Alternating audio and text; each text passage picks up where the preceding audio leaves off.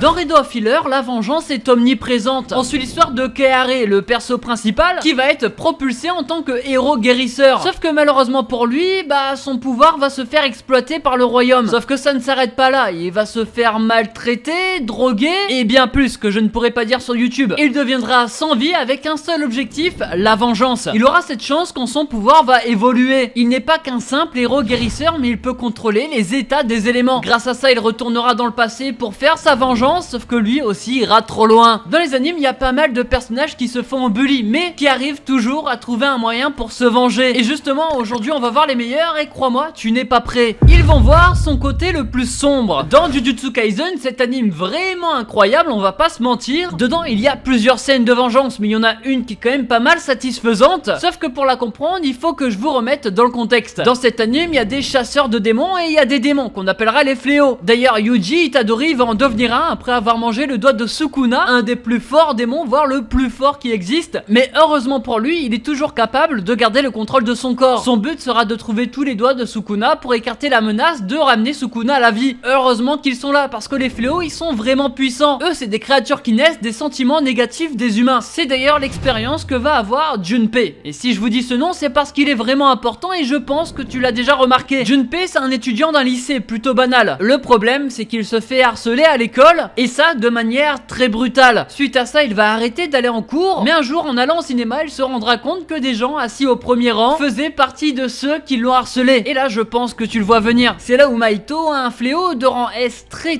puissant, et d'une fraction de seconde, ceux qui étaient assis au premier rang vont mourir, vengeant ainsi le perso qui s'appelle Junpei, qui aura ensuite un seul objectif, vouloir faire la même chose que Mahito, potentiellement pour finir sa vengeance, parce qu'il y en a encore plein d'autres qui le harcelaient. Il aura cette chance lorsque Mahito va le piéger et va lui faire croire qu'un certain Shota avait ramené une relique chez lui qui a attiré un fléau et tué sa mère. Sauf que là, c'était trop. Shota était quelqu'un qui le harcelait dans le passé et en plus, il vient de tuer sa mère potentiellement. Il ira dans son lycée, va assommer la plupart des étudiants, puis il va coincer et torturer ce Shota, un personnage harcelé qui va réussir à se venger, mais ça, à quel prix? Car à cause de tout ça, il perdra la vie par la suite, nous offrant pour la première fois dans Jujutsu Kaisen une scène très dure à regarder, très triste et incroyable. Cette scène, c'était de la folie. Un miracle s'est produit. Mao Shoujo citait cet anime pas très connu et pourtant incroyable. Et comme vous connaissez peut-être pas, je vais vous raconter un peu le synopsis, de quoi ça parle. On suit l'aventure de Aya Asagiri, une jeune fille qui est persécutée aussi bien à son école que chez elle. Malheureusement, à cause de tout ça, elle songe à se ôter la vie. Sauf qu'au moment où elle était bien décidée à le faire, une page web va s'ouvrir sur son PC. Un site internet du nom de Mao Shoujo cite ça va lui révéler qu'elle va devenir une magical girl et suite à ça, elle aura des pouvoirs grâce à une arme bizarre. Elle va se rendre compte qu'elle n'est pas toute seule dans cette situation et que le problème, c'est qu'ils sont proches de l'apocalypse. Ouais, ça va vraiment loin et heureusement parce que du coup, il y aura de l'action. Non, bref, si vous avez pas vu cet anime, regardez-le. Dedans, il y a une fille qui s'appelle Sarina. Elle faisait partie de celle qui harcelait le perso principal avec ses amis et ça en lui mettant de la colle sur la chaise, des couteaux dans des chaussures et vont même jusqu'à tenter de la noyer. Un jour, elle voulait faire un truc vraiment, mais vraiment grave. Ils vont tenter de faire des trucs de force sur Aya et ça par un mec de leur école, mais c'était l'erreur à ne pas faire. Suite à ça, il y aura une confrontation entre les deux dans les toilettes, super violente. Elle finira comme par magie à l'hôpital parce qu'elle s'est pris un couteau dans la gorge, mais elle ne va pas mourir et d'ailleurs, elle va devenir aussi une magical girl. Elle va vouloir, grâce à son nouveau pouvoir, affronter Aya et l'autre qui l'a terrassée. Mais excuse-moi de m'excuser, quand tu te fais battre une fois, surtout après ce que t'as fait, le mieux c'est de pas revenir. Parce que là, du coup, il y aura un deuxième combat, une deuxième revanche, beaucoup plus impressionnante et elle va quand même se faire terrasser. Sarina, c'est l'un qui est terrassé, sauf qu'elle ne va toujours pas mourir parce qu'elle va se faire sauver justement par Aya grâce à ces deux moments d'éducation qu'elles ont proposés, mais aussi avec la cicatrice qu'elle gardera au cou toute sa vie. Elle commencera à se questionner par rapport à ce qu'elle a fait dans le passé. Elle va aussi commencer à s'intéresser à Aya, le perso principal, nous offrant du coup une très belle vengeance mais aussi une très belle morale. Cet anime il touche pour genre action, drame, horreur, épouvante, psychologique, shonen surnaturel et thriller, et pour thème amitié, harcèlement, jeu, magical girl, magie, mort et survival game. Il faut absolument que tu le regardes. D'ailleurs, mets-moi tes vengeances préférées en commentaire, ça m'aiderait pour les prochaines vidéos. Et n'oublie pas le petit like, ça fait plaisir et ça aide beaucoup. Leurs têtes vont exploser. Elfen Lied, c'est peut-être un anime que tu connais de nom, même si tu l'as pas vu, tu le connais parce que c'est giga connu. Et dedans, il y a une scène qui buzz sur internet. C'est justement cette vengeance qu'on va parler aujourd'hui. On suit l'aventure de Lucie, la perso principale, qui est une sorte de mutant gardé dans un laboratoire de haute sécurité. Elle va subir des expériences surhumaines sur elle. Heureusement, suite à un accident, elle va réussir à s'échapper, elle va tuer tous les gens qui étaient sur son chemin, mais une fois sortie elle va quand même se prendre une balle dans la tête, ce qui va réussir à la faire tomber dans la mer. Elle se réveillera sur une plage, elle verra un garçon et rien d'autre parce qu'elle se souvient plus de son passé en fait. Sauf que le problème c'est qu'elle est maintenant recherchée, mort ou vif, et que le seul mot qu'elle arrive à prononcer c'est Nieu. Mais alors qu'est-ce que c'est, on sait pas vraiment. En tout cas ce qu'on voit dans l'anime c'est que quand elle était petite elle a vécu l'enfer. Elle était dans un orphelinat et dedans il y avait un jeune garçon entre 10 et 11 ans qui s'appelait Tomo, chef d'un groupe d'amis plutôt tyrannique parce qu'ils passaient leur journée à harceler la perso principale. Ils vont lui donner des surnoms moqueurs, ça commencera comme ça et ça va devenir de plus en plus gros. En plus Lucie, la perso principale, va se lier d'amitié avec une fille. Enfin ça c'est ce qu'elle pensait parce que cette fille n'était pas vraiment son amie et elle va elle aussi la trahir. Elle va dire au groupe de garçons qu'elle s'occupait d'un chien et il en fallait pas moins pour eux pour faire quelque chose d'inimaginable. Ils vont retrouver ce chien errant, le mettre devant Lucie et vont commencer à le frapper jusqu'à ce que mort s'en suive. Il ne fallait surtout pas faire ça, surtout pas quand on sait que la perso principale a des pouvoirs de fou. Sauf que là elle ne les contrôlait pas encore. Elle n'a pas réussi à contrôler ses émotions, de sa trahison, du fait qu'elle a vu ce chien mourir devant elle. Elle va exploser de rage et tuer tout le monde d'un seul coup. Elle pensait être sauvée de ce harcèlement, sauf que le problème c'est qu'elle verra Tomo dans ses rêves continuer à la harceler et même sans tête. D'ailleurs cette scène est très importante dans la série parce que c'est elle qui va marquer la perso principale jusqu'à la fin de sa vie et va la rendre psychopathe. Parce que oui, elle deviendra une tueuse en série. Elle va énerver la mauvaise personne. Higurashi, un anime pas du tout connu, qui a une scène de revanche emblématique également, qui est je pense plus connue que l'anime lui-même. Mais laisse-moi te mettre un peu dans le contexte. L'histoire se passe dans une petite ville d'apparence paisible, sauf qu'en fait ça l'est pas du tout. On suit l'histoire de Keishi qui vient d'arriver dans la ville, on va l'accepter dans un club de jeux de société, mais petit à petit il va apprendre des trucs de fou. Il y a 4 ans il y a eu un meurtre et des disparitions mystérieuses, sauf que tout est passé sous silence. Sauf que le pire dans tout ça c'est que les gens de son club de jeux de société sont peut-être mêlés à tout ça. Alors ça tu vas le savoir que si tu regardes cet anime. En tout cas nous ce qui nous intéresse c'est l'histoire de ce personnage. Rika, jeune habitante du village, elle vit avec Satoko. C'est sa meilleure amie et elle a une vie plutôt nulle. Son père est mort d'une maladie inconnue et sa mère a disparu et s'est potentiellement enlevé la vie. Tout ça arrive parce que Rika est victime d'une malédiction. Sauf que elle va en cours comme tout le monde et un jour elle va se faire embêter par une fille. Sauf qu'elle est très calme, très calme,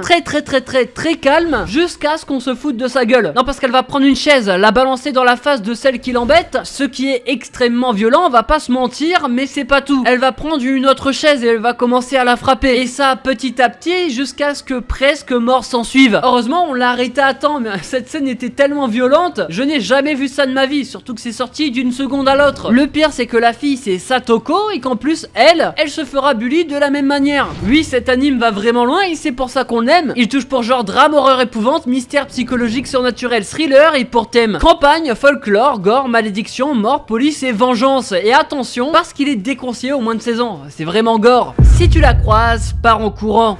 Durarara, c'est un anime qui est sorti il y a pas mal de temps maintenant et pourtant il a très bien vieilli, c'est un classique. On suit l'histoire de Mikado Ryu, un jeune lycéen qui vient d'emménager dans un quartier. Le quartier est d'Ikebukuro, là où il existe une légende urbaine. Apparemment une motarde sans tête circulerait dans les rues du quartier, sauf que le problème c'est que c'est un ami qui lui a conseillé d'habiter là et il va être surpris de l'attitude de Kida lorsque quelqu'un va parler des gangs qui habiteraient dans ce quartier, surtout du nouveau qui s'appelle Dollar. Peut-être que ça cache quelque chose, est-il membre d'un gang? Ça tu vas le savoir que si tu... Oui il est... Ah merde, là j'ai tout dit du coup. Nous on va s'intéresser à Meru Orihara, c'est la sœur d'un personnage très important dans cet anime. Elle est pas du tout timide et extravertie, lit des mangas et regarde des magazines là où ça fait crac crac boum boum quoi. J'espère que vous avez la métaphore. Elle est bisexuelle, cherche des filles qui seraient intéressées par elle. Tout ça va causer un harcèlement dans son école. Le problème c'est qu'un jour c'était la fois de trop et elle faut pas trop la chauffer parce qu'en combat elle est super forte. Elle va arriver dans la classe, verra qu'il y aura plein d'insultes sur sa table, mais d'une fraction de seconde elle va commencer à bondir telle une grenouille sur la terre ferme qui chercherait à plier un nouveau classique en musique parce qu'elle sait qui aurait pu l'écrire. Elle va faire tomber quelqu'un puis la menacer. Soit tu dis qui a eu l'idée de le faire, soit tu manges des punaises. Et je peux te dire que c'est pas agréable pour en avoir mangé. Bien évidemment dans sa situation on aurait fait comme elle, on aurait montré du doigt qui l'a fait et derrière bien sûr l'intimidateur commence à fuir, ce qui est normal. Comme quoi la morale de l'histoire de cette vidéo c'est faites du bien autour de vous. Durarara il touche pour genre action, comédie, drame, mystère, romance, surnaturel, thriller et pour thème amitié, combat, crime, organisation secrète. Bref c'était Rush Manga, je vous ai parlé de 5 moments dans les animes où les personnages se font bully sauf qu'au final ils arrivent à se venger. Comme d'hab si t'as aimé tu peux lâcher un petit like, ça fait plaisir et ça aide beaucoup. Et en commentaire tu me mets ta vengeance préférée dans les animes. Nous on se retrouve la semaine prochaine comme d'hab, c'était Rush Manga et ciao bye bye.